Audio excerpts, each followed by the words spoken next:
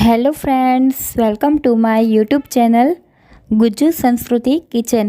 આજે હું તમારી સાથે રેસીપી શેર કરવાની છું મોતીચૂરના લડ્ડુ, જે તમે ઘરે એકદમ આસાનીથી પણ બનાવી શકશો। તમને ઝારાની પણ જરૂર નહીં પડે, એક કોથળીમાં જ તમે બનાવશો। ચાલો તો શરૂ કરીએ રેસીપી।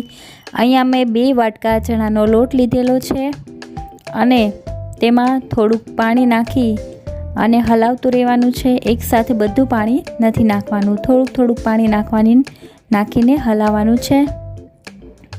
આ બેટર એકદમ જાડું પણ નહીં અને એકદમ પતલું પણ નહીં, એ રીતે બનાવવાનું છે। આપણે જે કોથળીમાં આપણે આ જે બેટર નાખીશું એટલે આપણે થોડુંક પતલું કરીશું। આપણું બેટર રેડી થઈ ગયું છે। મેં અહીંયા આ રીતે કોથળી લીધેલી છે, તમારી પાસે કોઈ બી કોથળી હોય તો તમે લઈ શકો। આ રીતે તેને નીચેથી કાપી અને સરસ રીતે જ્યાં આપણે થોડુંક કાણું પાડવાનું છે ત્યાં આપણે વધારે કાપીને આ રીતે થોડુંક જ કાણું પાડવાનું છે, બહુ વધારે પાડવાનું નથી, જેનાથી તમારી બુંદી એકદમ જ સરસ ઝીણી બનશે। હવે આપણે આ જે બેટર છે તે આપણે આ કોથળીમાં નાખી દઈશું। આ રીતે જો તમને આ બેટર જાડું લાગે તો તમે થોડુંક પાણી નાખી, અને તમારાથી બુંદી ન બનતી હોય તો થોડુંક પાણી નાખી અને પતલું કરી અને પછી કોથળીમાં નાખવાનું। પહેલાં ચેક કરી લેવાનું કે બુંદી બને છે કે નહીં। જો એવું લાગે કે જાડું લાગે છે તો થોડુંક પાણી નાખવાનું।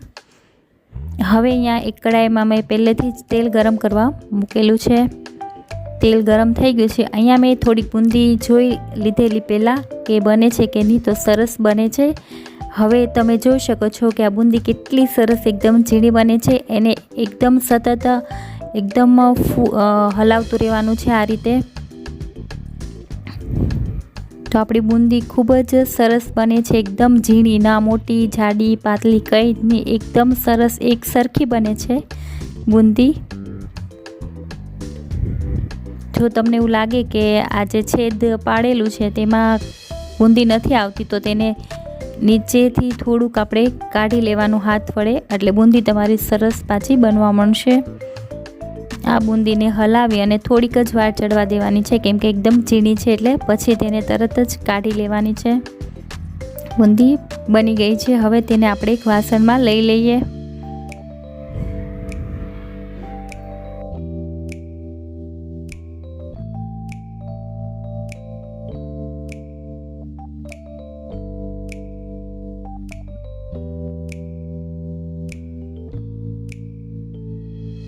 હવે આપણે આ રીતે બધી જ બુંદી પાડી લઈએ સરસ રીતે।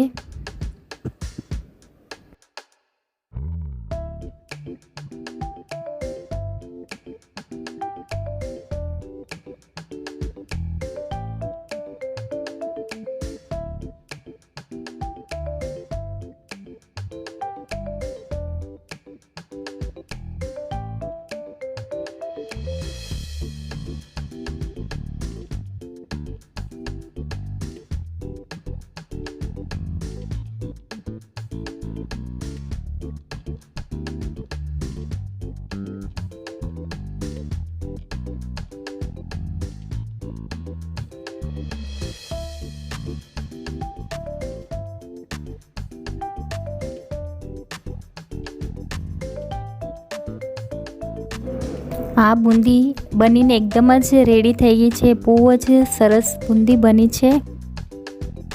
હવે ચાસણી બનાવવા માટે અહીંયા મેં 2 વાટકા જેટલી ખાંડ લીધેલી છે અને તેમાં એડ કરીશું 1 વાટકા જેટલી પાણી।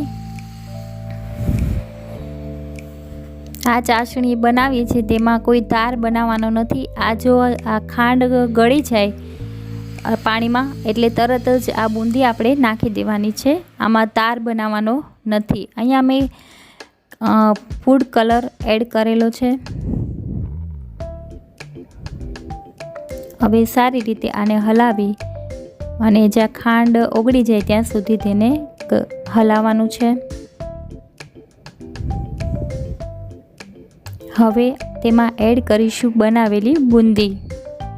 પછી તેને સારી રીતે હલાવતા રહેવાનું છે। આ આપણી બુંદી તરત જ બની જાય છે, આમાં બહુ ટાઈમ લાગતો નથી।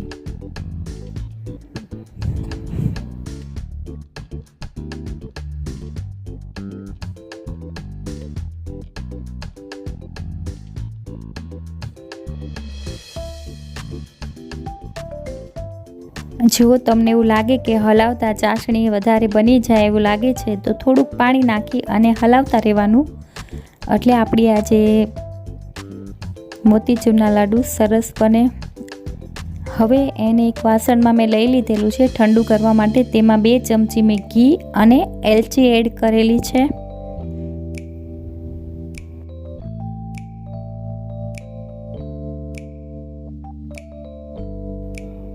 તો આ થોડુંક ઠંડુ થઈ ગયું છે, હવે આપણે તેના લડ્ડુ બનાવી નાખીએ। તો ખૂબ જ સરસ રીતે લડ્ડુ બને છે આપણા મોતીચૂરના લાડુ। તમે ઘરે પણ આ રીતે આસાનીથી બનાવી શકો છો, જે કંદોઈ દુકાને બનાવે તેવા જ। તો ખૂબ જ સરસ લાગે છે। આ વિડીયો તમને કેવો લાગ્યો તે કોમેન્ટ બોક્સમાં જરૂરથી લખજો, અને મારી નવા વિડીયોને જોવા ચેનલ સબસ્ક્રાઈબ કરી દેજો।